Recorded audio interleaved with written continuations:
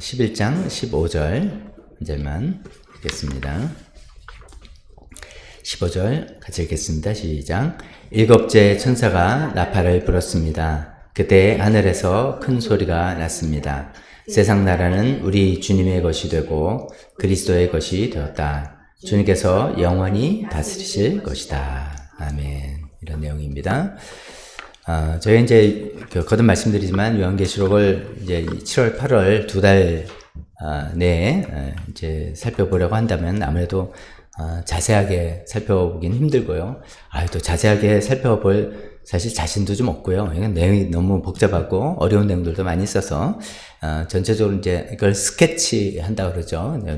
전체적으로 객관으로 쭉 살펴보고 좀 우리가 궁금해할 요소들 같은 거 제가 짚어드리고 어떻게 보면 또 오해로 우리가 지나치게 잘못 생각하고 있는 것들 같은 거 좀 찝어드리면서 그 본문 안에 메시지들 간단하게 살펴보는 그런 식으로 해설 중심의 시간으로 진행을 한다고 말씀드렸습니다. 8장에서 11장까지도 보면은 뭐 굉장히 많은 상징 언어 또 이미지가 있기 때문에 또 내용들도 끔찍한 재앙, 뭐 사람들이 많이 죽고 뭐 끔찍하게 메뚜기 떼가 무저공 아베소스에서 올라오고 등등 그런 내용들이 많이 나온 내용들입니다. 근데 이제 그런 내용들이 쭉 진행이 되면서 8장에서 11장을 이렇게 쏘달라고 생각해 본다면 이 부분의 결론은 11장 마지막에 나오는 두 증인에 관한 이야기입니다. 두 증인의 역할, 즉 이제 교회의 역할인데 이런 이제 하나님의 심판과 또 이 세상에 있는 재앙과 환난과 고난기에 교회는 어떤 역할을 해야 되는지에 대한 교회 사명에 대한 이야기다 이렇게 생각하시면 되겠습니다. 첫 번째 이제 8장을 먼저 보면 8장 1절부터 15절까지는 심판이 성도의 기도로부터 시작된다라는 내용이 이야기되고 있습니다. 우리가 이제 여기 일곱 번의 봉인이라고 하고 봉인이라는 심판이 재앙이 나오고 두 번째 일곱 번의 나팔 재앙이 나오고 마지막에 뒤에 7번의 대접 재앙이 이렇게 나오잖아요. 그래서 이렇게 쭉 진행이 되는데 지난번에 이제 여섯 번째 봉인이 떼어질 때까지 여섯 번째가 완전히 뭐 우주적인 전 세계적인 재앙이다 이렇게 살펴봤는데 마지막 7번째 봉인을 떼고 난 다음에 이제 어떤 일이 일어나는가를 알려주는 내용입니다. 그랬더니 이제 하늘이 뭐 당장 무슨 일이 일어날 줄 알았는데 한 반 시간쯤 고요해지더니 성도의 기도가 금향료에 담겨서 하나님께 올라가더라. 뭐 이런 내용이 나옵니다. 이 금향료가 하나님께 바쳐지는데 금향료는 성도의 기도가 쭉 담긴 것들이요. 그래서 하나님께서 그걸 받으시고 그 향로를 땅에 던지면서 나팔 재앙이 이제 시작된다. 이렇게 이야기가 진행되고 있습니다. 여기서 이제 성도의 기도가 이 향로에 담겨서 그 향로가 하나님께 받아들여지고 하나님께서 그 향로를 땅에 던짐으로써 또 이제 재앙이 다음 재앙이고 하나님 심판이 이뤄지는데 그러면 성도의 이 기도는 대체 어떤 기도인가 생각해 볼 필요가 있습니다. 우리가 이제 뭐 기도는 여러 가지 기도, 다양한 기도 하죠. 기도가 5가지 요소 이야기하면서 뭐 찬양, 감사, 회개, 간구, 또 중보 등등 여러 가지 기도가 있습니다. 근데 이제 여기서의 기도는 특히나 이제 어떤 개인적인 필요로 뭐 건강을 위해서라든지 자녀를 위해서라든지 뭐 등등 우리의 청원 기도가 아니라 이거는 어떻게 보면 하나님의 공의가 이 땅에 이루어지길 바라는 하나님의 공의를 위한 그런 내용의 기도가 주로 이 기도인 것 같습니다. 예를 들면 이제 주기도문에서 예수님께서 주기도문을 가르쳐 주실 때도 사실은 하나님의 공의를 위한 기도를 먼저 가르쳐 주셨잖아요. 하늘에 계시는 아버지 이러면서 그 이름이 거룩하게 하여 주시고 그 하나님 나라가 오게 하여 주시고 하나님의 뜻이 하늘에서 이루어진 것이 땅에서도 이루어지길 바라라. 그렇게 먼저 항상 기도해라. 라고 하는 그런 종류의 기도인 것이죠. 그래서 우리도 이제 이 땅에 살아가면서 뭐 여러 가지 다 기도할 수 있죠. 다 기도하지만 또 한편으로는 하나님 이 땅이 이렇게 하나님의 공의가 무너지고 하나님의 뜻이 이제 요새 뭐 탈종교화 시대라고 하니까 진짜 하나님 믿는 사람 숫자가 점점 적어지고 하나님 믿는다 해도 정말 자기중심적이고 등등 이제 여러 가지 우리가 의로운 마음에 그렇게 기도하는 그런 기도 있지 않습니까? 공의를 구하는 기도, 이런 기도이죠. 이런 기도들이 쫙 하나님께 쌓여져서 금향료에 쌓여져서 그게 하나님께 올라가고 하나님께서 그걸 받으시고 이제 뭐 더 이상 안 되겠구나 싶어가지고선 이제 나팔 재앙이 시작돼서 나팔 심판이 이루어진다, 이런 이야기입니다. 그러니까 이제 공의를 구하는 기도가 어떻게 보면은 좀 그거는 막연하다, 또 뭐 언제 이루어지겠나 이런 생각도 들지만, 오늘 이제 요한계시록 말씀도 그렇고요. 하나님께서 이 성도들의 공의를 위한 기도가 쭉 축적이 돼서 그거를 통해서 하나님께서 어떤 액션을 취한다는 이야기도 나오고, 우리가 이제 이걸 생각해볼 때, 과거 역사를 볼 때도, 실제로 그렇겠구나. 이게 특히 이제 초대교회 로마 제국의 압박과 핍박이 이제 본격적으로 시작되는 그 시대 아니겠습니까? 근데 그들이 이제 크리스찬들이 막 기도를 해서 결국은 그 핍박이 물러가고 기독교가 공인이 되는 그런 시대가 왔던 것이고, 우리나라 역사에도 뭐 예전에 이제 일제 치하에 있다가 그 신음하는 기도들, 하나님의 공의를 위한 기도들이 응답이 되기도 하고, 또 뭐 군부 독재 때 기도했던 그런 기도들이 이렇게 응답되는 게 이런 차원에서 이런 이야기겠구나. 성도들의 정말 하나님의 뜻과 나라를 위해서 공의를 위한 기도 우리가 정말 해야 되겠구나. 그것들이 가득 쌓일 때 하나님께서 어떤 액션을 취한다, 이렇게 우리 생각하시면 좋겠습니다. 두 번째로 그렇게 해서 이제 이 일곱 번째 나팔 재앙이라고 하는 것이 시작이 되는데, 이 나팔 재앙이 그러면 이제 이런 궁금함이 생기는 거죠. 언제 일어난다는 건가? 왜냐하면 그전에는 인봉이 하나씩 떼어지는 재앙이었는데, 5개까지는 또 이게 역사적으로 반복되는 일이다. 하지만 6번째 일은 우주적인 재앙이고, 이거는 종말에 관한 이야기 차원인 것 같다. 스케일이 다르다. 이런 얘기를 했잖아요. 이제 그 다음에 나팔 재앙이 오니까, 그러면 이제 이거는 진짜 마지막 때 이야기가 아니겠는가? 이런 생각을 우리가 하게 되죠. 근데 이제 요한계시록이, 제가 거듭 말씀드리지만 묵시문학이라는 거죠. 이게 어떤 뉴스 보도도 아니고 다큐멘터리도 아니고, 또 이야기, 즉 이게 연대기적으로 시간 순서대로 쭉 나열하는 그런 문학 장르가 아니라는 걸 우리가 기억해야 됩니다. 이게 묵시문학이니까 순서도 왔다 갔다 하는 거예요. 그래서 이런 걸 보니까 이게 직선적인 연대기가 아니라 반복적인 구조, 반복되면서 순환되는 구조로 기술하고 있구나. 이런 걸 우리가 이해하면 좋겠습니다. 그러니까 어쩌면 동일한 현상을 하나님께서 심판을 내리시고 그걸 땅에서 이 땅에 재앙이 오고 어려움이 오는 이런 현실을 이렇게도 이야기했다가 저렇게도 이야기했다가 또 달리 이야기했다가 하는 것이 계속 중첩되면서 조금 더 그때마다 새로운 내용들이 가미되는 이런 구조다는 것을 잘 이해했으면 좋겠습니다. 그래서 6장 7장에 봉인 7번의 인봉을 떼는 재앙이 나오는데, 그럼 그 다음에 나오는 이거니까 그 다음 순서겠구나 라고 기대하는 게 아니라,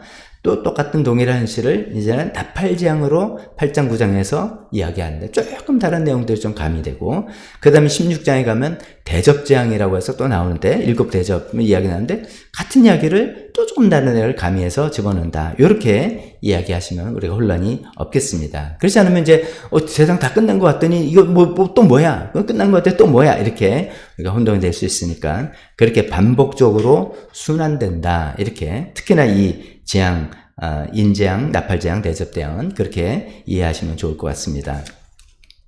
자, 이제 나팔재앙이 나와서 이제 첫 번째, 두 번째, 세 번째, 네 번째 하고 5번째, 6번째. 항상 좀 그렇게 되죠. 1, 4, 그 다음에 4, 5, 5, 6, 그 다음에 7은 또 다른 걸로 연결되고 이렇게 되잖아요.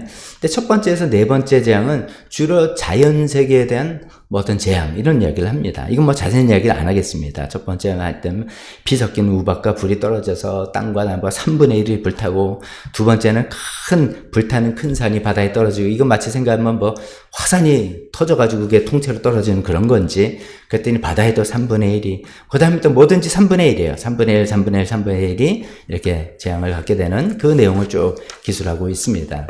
여기서 이제 3분의 1이라고 하는 의미는 이게 전면적인 어떤 재앙과 심판이 아니라 좀 제한적인 것이다. 즉, 하나님께서 이런 재앙을 주시고, 이렇게 하긴 하시지만 이것이 아직도 회개의 여지를 계속 남겨두는 그런 일이다라는 것을 암시하는 것 같습니다. 그러면서 이제 그렇게 생각한다면 여기 나오는 이런 일이 무시무시한, 예를 들어 화산이 폭발해가지고 예를 들어 어떤 섬이 확 떨어져서 그 안에 생태계가 파괴되고 사람 죽었다 그러면 드디어 끝장이 왔다 이렇게 생각할 게 아니라, 이런 것은 하나님께서 여전히 회개를 촉구하시는 그런 나팔소리다, 이렇게 우리가 생각하면 좋겠습니다. 그래서 이제 네 번째까지는 주로 자연적인 재앙이 나오는데, 다섯 번째 이제 9장에 넘어가면서부터는 조금 다른 양상이 됩니다. 이것은 인간계에 대한 어떤 재앙이 나오게 됩니다. 그러니까 9장에 보면은 아비소스가 별에 하나 톡 떨어졌는데 그 아비소스를 여는 별이 무슨 열쇠를 갖고 있나 참 신기하죠. 열었더니 아비소스가 열렸다. 이게 이제 아비소스는 우리식으로 번역하면 무저갱, 끝이 없는 갱도 이런 것입니다. 끝이 없는 저 깊은 감옥이란 그런 거겠죠. 주로 이제 이것은 구약 시대부터 어떤 거냐면 사탄의 감금 장소라고 이제 우리가 보통 성경에서 이야기하는 것입니다. 하나님이 사탄을 그 무저갱에 가둬두시고 그런 곳인데 그게 이제 열린 거예요. 그러니까 온갖 악이 큰 연기와 함께 올라오는데 메뚜기 떼가 올라왔다. 그래서 메뚜기를 묘사하는데 뭐 무시무시한 메뚜기 떼리지요. 확 들어와서 이 메뚜기들이 사람을 막 공격을 하는데 죽이지는 않고 5달 동안 괴롭히는 거예요. 근데 이 괴롭힘이 얼마나 심한지 아무리 너무 괴로워 사람이 죽으려고 해도 죽어지지도 않고 뭐 이 심한 괴롭힘을 확 나오는 이런 거다라고 이 다섯 번째 나팔 이야기를 합니다. 이것은 보면 이제 어떤 육체적인 고통이라보다도 정신적인, 심리적인, 또 영적인 고통, 갈망, 뭐 이런 거라고 이제 학자들이 해석을 합니다. 이게 사실 오늘날도 보면 우울증, 공황장애, 혼돈, 광기, 뭐 집단적인 어떤 뭐 이단 종교, 뭐 이런 것들 점점점 많아지지 않습니까? 뭐 이런 거라고도 우리가 볼 수가 있겠습니다.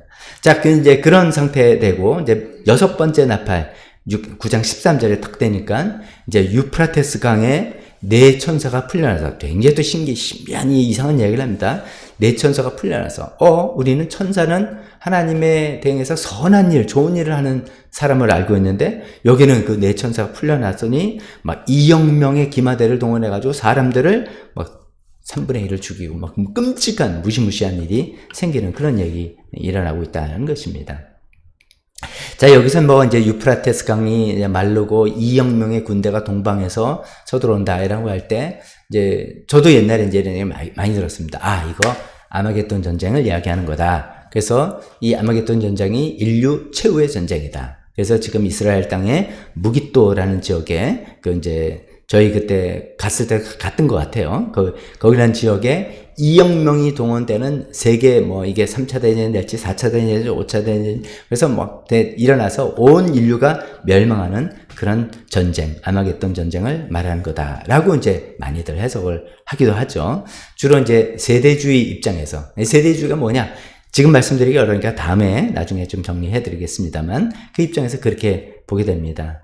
근데 저는 이제 처음부터 이 요한계시록을 해석할 때 그때 뭐 미래주의, 과거주의 여러 가지 있지만 통합주의적인 입장에서 해석을 한다 말씀드렸죠.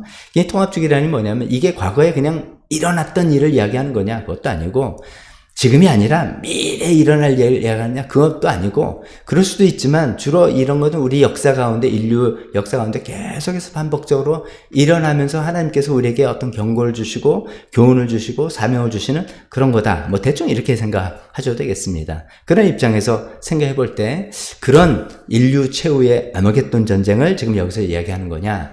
그라기보다는 이렇게 이제 해석을 해보는 거죠. 유프라테스 강은 유대인들 입장에서는 항상 자기네를 쳐들어왔던 외적들의 사는 곳이에요. 아수르가 그랬고요. 바벨론이 그랬고, 페르시아가 다 유프라테스 강 근거로 했던 사람들입니다. 그래서 그것이 말랐다는 뜻은 또 다른 엄청난 공격이 온다라는 그런 암시로, 그런 의미로 해석을 충분히 할 수 있는 것이죠. 거기서 이제 2억 명의 군대, 이게 실제로 2억 명의 군대, 굉장히 많다. 그래서, 예전에 이런 아마겟돈 전쟁이라는 이야기가 한참 나올 때 해설을 보면, 이거는 중공군이다. 이렇게 이야기인 거예요. 중공이 지금 미국에 이렇게, 지금 싸우지만 또 한때는 세계화 정책 때 잘 지냈잖아요. 그 전에, 우리가 중국이라고 부르지 않고 중공이라고 부를 때, 그때입니다. 70년대, 80년대쯤이었을 거예요. 그 중공 인구가 얼마나 많냐. 그래서 거기서 이제 인구가 10매덕이 되니까 2억 군대 할 수 있다. 이렇게 해서 중공이 동쪽에서 쳐들어오는, 그래가지고 이제 소련과 같이 러시아도 연합해서 하는 그런 게 그렇게 해석을 많이 들었는데, 이건 그냥 현실적으로 불가능하죠. 2억 명의 군대를 운영한다는 건 불가능합니다. 제가 조사해보니까 현재 2023년 현재 중국군이 200만이랍니다. 한국은 이제 60만 대군. 지금 60도 안 되죠. 200만 명. 인도군, 인구 많은 인구도 140만. 그러니까 군인이 2억, 이거는 뭐 진짜 물리적인 숫자가 아니라, 이제 14만 4천 명, 이런 것처럼 굉장히 많은 숫자라는 것을 상징하기 위해서 표현한 숫자다. 이렇게 이야기하는 게 좋겠습니다. 그래서 이제 이 여섯 번째 나팔, 유프라테스강이 마르고 2억 명의 군대고 이거 있는 것은 굉장히 물리적인 어떤 충돌과 고통이 일어나고 전쟁으로 인한 고통이 있을 거다 하는 거죠. 지금도 아직도 이제 전쟁이 일어나서 많은 고통이 있는 거, 그런 거를 다 포함할 수 있겠다 생각합니다. 아까 이제 5번째 장에서 아비소스가 열리고 메뚜기 떼가 나는 것은 정신적인 심리적인 고통과 어려움 이런 거라고 이야기한다면, 이 6번째 나팔 유프라테스 강이 열리고 한 것은 물리적인 고통과 전쟁을 하는 아픔과 이런 것들 주로 이야기한다고 설명할 수 있겠습니다. 자, 그런데 포인트는 이렇게 5번째 나팔 끔찍한 첫 번째에서 네 번째 나팔은 자연에 어려움이 오고, 요즘 같으면 환경이 파괴되고 뭐 어려움, 지금같이 폭염이 오고, 5번째 사람들 막 정신적으로 힘들고 막 괴롭고, 6번째 물리적으로 사람들이 죽어나가고 뭐 전쟁이 끝이 잡고 뭐 이런 일 될 때면 되면은 우리가 생각하기엔 인간들이 하나님 찾자 이렇게 될 것 같은데 그렇지 않더라는 거예요.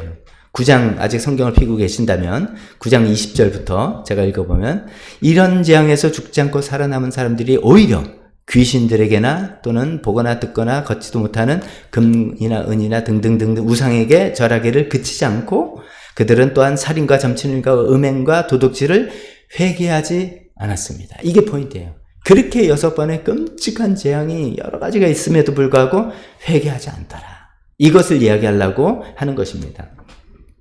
지금도 마찬가지잖아요. 지금도 뭐 자연이 어떻게 어려워지고 정신적으로 힘들어지고 정신적으로 건강하지 못한 사람들은 뭐 기억 없이적으로 늘어나고, 좀 물리적인 전쟁으로 인한 뭐 살생과 충돌 이런 건 맞죠. 지금 최근에도 이스라엘하고 이란 어떻게 하더니 그런 거 했더니 또 뜻밖의 태국하고 캄보디아가 또 막 국지전을 이루고, 이 전쟁은 끝나지 않는 것이죠. 근데 결론은 그럼에도 불구하고 인간들이 회개하지 않더라. 이거를 강조하는 것이죠. 자, 그런 것인데, 그 다음에 이어서 이제 10장에 넘어가면서 이제 초점이 교회로 향하는 것입니다.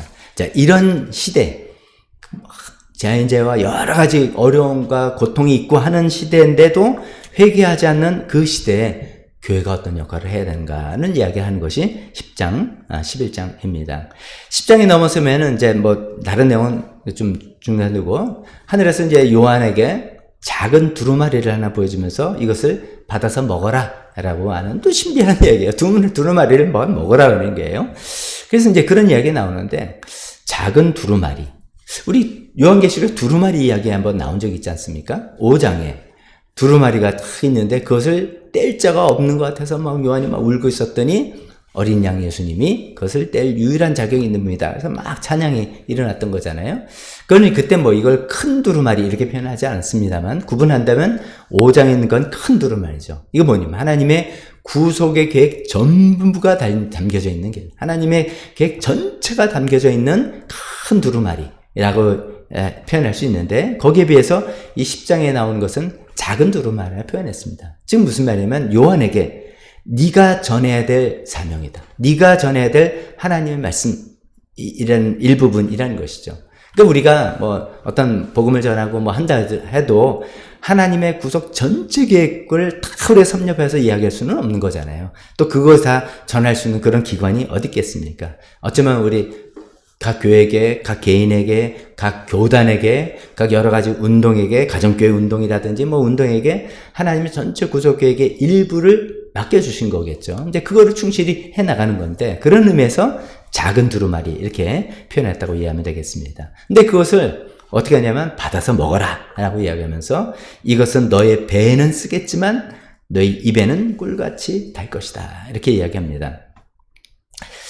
그것은 이제 꿀같이 달다는 거는 이제 구약성경에서 시편에서 많이 이야기했잖아요. 하나님의 말씀은, 여호와의 말씀은 꿀송이보다 달다. 그러니까 그런 이야기라는 걸 쉽게 이야기합니다. 하나님의 말씀 들을 때 기쁨이 넘치고 감사가 되고 감격이 뭐 이런 거겠죠. 근데 배에는 쓰다. 입으로 들어가서 들어가면 이제 소화를 해내야 된다라고 하잖아요. 즉 우리가 하나님의 말씀을 듣는 것만이 아니라 그 말씀대로 먼저 내가 살고, 두 번째로 그 말씀을 전하고, 살지도 않고 전하는 것도 말이 안 되니까 그 말씀대로 소화해서 살아나고 그 다음에 그 말씀을 전하는 이 과정을 말하는 건데, 이것은 쓰겠다 이거죠. 이게 쉽지 않겠다 이거죠. 굉장히 고통과 고난, 어려움이 있겠다 하는 것이죠. 더군다나 이거를 순서를 우리가 이제 논리적으로는 입에는 달고 배는 쓰다. 입이 먼저 들어가니까 이렇게 될 것 같은데 아니에요. 배는 쓰겠지만 입에 꿀같이 달다. 이렇게 이야기합니다. 에스겔서 3장에도 입에는 달다 이 이야기가 먼저 나오는데, 아니 뭐 어떻게 배가 쓰다는 걸 먼저 얘기할까? 생각해보면 그만큼 지금 이 시대에 우리 하나님 말씀대로를 듣고 내가 소화해서 그 말씀대로 살아나가고 그 말씀을 전파하는 게 결코 쉽지 않고, 이것 때문에 이제 뒤에 나오겠지만 고난과 핍박과 어려움과 이런 것이 많을 거라는 것을 강조하기 위해서 입에 배 쓸 거야. 이거 잘 알고 넌 받아들여. 입에 달랑 달다고 좋아할 게 아니야. 이거는 쓴 거야. 이거 말씀대로 살기 쉽지 않아. 이 말씀 전하는 거 녹록하게 만만한 거 아니야. 알지만 그 사명을 알고 이거를 받아 먹어라 라는 것을 강조하는 그런 표현이 아닌가 싶습니다. 그렇게 이제 요한이 이제 교회 대표로서 작은 두루마리를 먹게 되는데, 그 다음에 11장에 되면 이제 두 증인이라는 표현이 달라지게 됩니다. 11장을 넘어가면 먼저 성전을 측량하라는 이야기를 합니다. 성전을 측량하는데, 성전은 측량하는데 해서 바깥들은 관심이 없다는 식의 이야기합니다. 근데 얼핏 생각해보면 바깥들도 성전입니다. 성전인데 하나님의 관심은 바깥들은 아니라 진짜 성전 내부에만 관심이 있다, 이런 얘기를 하십니다. 이것은 우리가 쉽게 이렇게 이야기하죠. 하나님께서는 진정한 크리스찬, 진정한 교회를 측량해서 구분하고 싶어 하시는구나. 그들에게 이 사명을 주시고 싶어 하시는구나 라는 것이죠. 그냥 바깥들까지 포함한다면 오늘날 이야기하면 교회 다니는 사람 모두, 인구조사할 때 당신 종교 뭡니까? 기독교라 쓰는 사람 모두, 이렇게 볼 수가 있겠습니다. 근데 이 마지막, 어떤 때는 괜찮아요. 그런 사람 다 있어서, 그래서 너 이제 예수님 진짜 올바로 믿고, 제대로 하자. 이렇게 나가겠지만, 어느 시점에는 하나님께서 성전을 측량한다는 거예요. 우리 믿음이 진짜인지, 이 교회가 진짜 살아있는 교회라서 하나님의 사명을 수행하는 교회인지, 아니면 자기네끼리만 좋아서 그냥 모이는 교회인지, 이거를 측량해서 바깥들은 관심이 없다. 제껴놓고 이 성전 안에 있는 사람에게 이 두 증인의 사명을 주신다라는 그런 이야기입니다. 그러면서 이제 3절부터 두 증인에 대해서 이야기합니다. 두 증인은 증인 진짜 두 명이다라는 그런 의미보다도 성경에 이제 구약의 의미가 많이 나온다 했죠. 그 신명기 이제 율법을 주면서 너네들 서로 이제 어떤 법정 소송할 때 증인이 반드시 2명 이상 있어야 된다. 그래서 이제 두세 증인 이렇게 하는데, 2명 이상이라는 2명은 신빙성이 있는 증인이라는 의미잖아요. 한 사람은 그냥 거짓말할 수 있으니까 두 사람 이상을 세우라는, 거기서 따온 2명이죠. 그러니까 신빙성 있게 하나님 말씀을 진짜 올바르게 객관적으로 전할 수 있는 그런 사람이다라는 그런 의미가 담겨 있습니다. 근데 그 다음에 이제 계속 쭉 읽어보면은 이 사람인가? 6절에 보면 이렇게 됐습니다. 그들은 자기들이 예언 활동하는 동안에 하늘을 닫아 비가 내리지 못하게 할 수 있는 권세를 가지고 있다. 구약 성경에 이런 사람 한 사람 있었죠. 기도했더니 비가 안 내리니 엘리야 선지자입니다. 그 다음에 두 번째, 또 피를 변하게 하는 권세를 가지고 있다. 또 이런 일을 한 사람 있지 않습니까? 모세죠. 그러니까 모세와 엘리야 같은 그런 놀라운 권세를 갖고 있고, 달리 말하면 모세와 엘리야로 대변되는 율법과 선지서를 다 갖고 하나님 말씀을 충실히 전하면서 거기에 따르는 어떤 능력과 권세, 이런 것들을 발휘하는 두 증인이다, 이런 것이죠. 생각해보면 나는 우리 교회가 기도했다고 지금 불볕 폭염이다, 우리가 전심을 기도했더니 갑자기 이 무더위가 싹 가시고 시원한 이런 거 없는데, 이런 것이 아니더라도 복음을 전함을 통해서 복음이 전해지고 영원히 예수님 믿고 변화되는 역사, 사람들이 변화되는 역사, 이런 것들까지 다 포함하는 그런 권세와 능력이 나타나는, 하나님의 능력으로 되는 거 아니겠습니까? 그 모든 것들이, 그런 것들이 나타나는, 또 율법과 선지서를 다 보면서 하나님 말씀을 충실히 붙들고 그런 것을 행하는 그런 사람들을 두 증인이라고 이야기하는 것이죠. 그래서 두 증인이 교회가 어떻게 보면 교회가 신실하게 하나님 말씀을 복음을 증거하고 그 말씀에 살아가며 증거하는 그런 이야기를 하고 있습니다. 자, 그렇게 되면 이제 막 사람들이 복음을 받아들여서 잘 될 것 같은데 그렇지 않더라 이거예요. 7절부터 보면은 7절에 읽어보면 그러나 그들이 즉 두 증인이 증언을 마칠 때 또다시 아비소스 무적행이 나오는 거예요. 아비소스에 올라온 짐승이 그들과 싸워서 이기고 그들을 두 증인을 죽일 것이다. 심지어는 그 시체가 거리에 나열되는데 무덤 장사를 치르지도 않아요. 9절에 보면 그 시체가 무덤에 안장되는 것을 허락하지 않는다. 얼마 동안? 사흘 반 동안이나. 그렇게 표현합니다. 이것도 굉장히 이제 복잡한 그런 얘기겠죠. 즉, 이제 그렇게 복음을 전하면, 이 복음을 전한 말씀에 감동돼가지고 사람들 다 주님께로 돌아올 것 같으냐? 아니더라, 이거예요. 오히려 적그리스도라고 표현되는 이 짐승이 두 증인과 크게 핍박하고, 그들을 오히려 죽이고, 그들이 정말 그 장사도 제대로 치러지지 못한 처럼 비참하고 어쩌면은 그런 처참한 상황까지 이르게 된다는 것이죠. 그러나 11절에 거기서 끝나는 것이 아니라 그러나 사흘 반이 지난 주에 하나님에게서 생명의 기운이 돌아 그들 속에 들어가서 제 발로 일어나고 또 12절에 보니까 하늘로 올라가다. 예수님의 부활과 승천을 그대로 이야기하는 것이죠. 즉 하나님께서 그들을 죽은 가운데 그냥 놔두지 않고 그들을 부활시키시고 승천한다라는 그런 모양으로 그들이 다시 확 일어나는 그런 모양이겠죠. 그런 모양을 볼 때 이제 13절에 좀 하이라이트인 것 같은데요. 그 일이 일어난 다음에 바로 그때 큰 지진이 일어나서 10분의 1이 죽고 10분의 1 무너지고 7,000명이 죽고 그러고 나니까 이들의 반응을 보십시오. 살아남은 사람은 두려움에 빠싸여서 하늘에 계신 하나님께 영광을 돌렸습니다. 여기 한 단어를 쓴다면 드디어 하나님께 영광을 돌렸습니다. 즉 아까 이제 나팔 재앙에서 자연이 재해가 있고 뭐 사람들 정신적으로 황폐해지고 서로 막 전쟁을 통해 죽이고 막 3분의 1 다 죽고 막 난리가 나도 회개하지 않던 사람들이 신실한 교회의 증언과 그들의 핍박과 환난과 어려움과 그를 통해서도 하나님께서 그들을 세우시는 모습을 보고 드디어 하나님께로 돌아서는 사람들이 생겨더라 이야기를 하는 겁니다. 참 이게 굉장히 소름이 쫙 끼치기도 하고 좀 가슴이 벅찬 그런 내용입니다. 이거 좀 살펴보기 위해서 또 여기 나오는 그 용어도 몇 개 살펴볼게요. 왜 이 두 증인은 사흘 반 동안 죽었다 그러는가? 사흘 반 동안 시체가 안장되지도 않고 이게 방치됐다가 사흘 반 후에 일어났다는 거잖아요.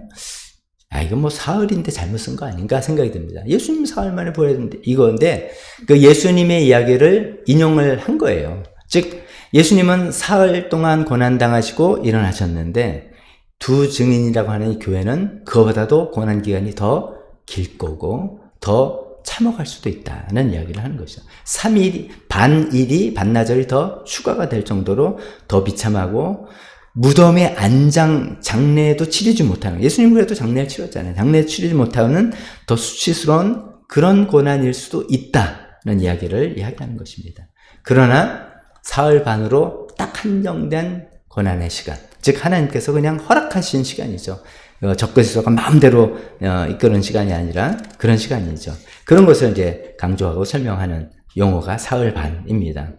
그 다음에 또 보면 이제 성전을 측량하는 이야기서부터 또 이상한 이야기들을 많이죠. 11장 2절을 보면 그들이 거룩한 도성을 42달 동안 짓밟는다. 이런 이야기 나오고요. 그 다음에 두 증인이 활동하는 기간이 3절에 보면 1260일 동안이다. 이런 이야기 나오고요. 그 다음에 12장으로 넘어가면은 이것도 역시 교회를 상징하는 그 여자가 광야에서 한 때와 두 때와 반 때 동안 광야에서 부양을 받는다. 이런 이제 숫자적인 용어들이 나오죠. 42달, 1260일, 한 때와 두 때와 반 때. 이 모두는 다 3.5년, 3년 반을 이야기하는 겁니다. 그 사람은 다 그 얘기를 하는 겁니다. 그것을 이제 이리저리 달리 표현을 한 것인데, 그는 완전수 7의 절반을 묘사한 거예요. 그러니까 불완전한 기간이에요. 막 고난을 당하고 어려워도 불완전한 완전 7년 고난을 받으면 끝난 거예요. 죽은 거. 완전히 박살난 거예요. 근데 3년 반 하면은 불완전한 고난이니까 견딜 수 있는 거예요. 제한된 고난. 이런 것들을 이야기하는 것이죠. 또한 그 제한된 기간 동안에 교회가 말씀을 전하는 증언을 할 수 있는 것이고 동시에 권한을 받는 그런 3년 반의 표현들이 있다는 것입니다. 그러면서 이제 아까 말씀드린 것처럼 11장 13절에 하이라이트인 거죠. 드디어 앞에는 그렇게 재앙이 나고 3분의 1이 죽고 뭐 난리가 나고 해도 계속해서 완고하게 버티고 있던 회개를 하지 않던 사람들이 이 두 증인의 증언과 그들의 고난과 순교와 하나님께서 그들을 살리시고 승리와 영광의 모습을 보고 드디어 그 감동이 되고 하나님 그 위에 큰 지진한 역사가 있자 마음을 돌이켜 하나님께 회개했다라는 이야기를 합니다. 얼마나 교회의 사명이 크다는 이야기를 하고 계시는 겁니까? 그래서 이제 그런 마지막 이야기 나온 다음에 11장 15절부터 그때 이제 11장 15절에 마지막 7번째 나팔이 울립니다. 첫 번째에서 네 번째는 자연재해, 다섯 번째, 여섯 번째는 지상의 정신적인 고통, 육체적인 전쟁으로 고통했다가 이제 7번째 마지막이죠. 그때 이제 하늘에서 큰 소리 나면서 우리가 읽었던 본문 15절이죠. 세상 나라는 우리 주님의 것이 되고 그리스도의 것이 되었다. 주님께서 영원히 다스리실 것이다.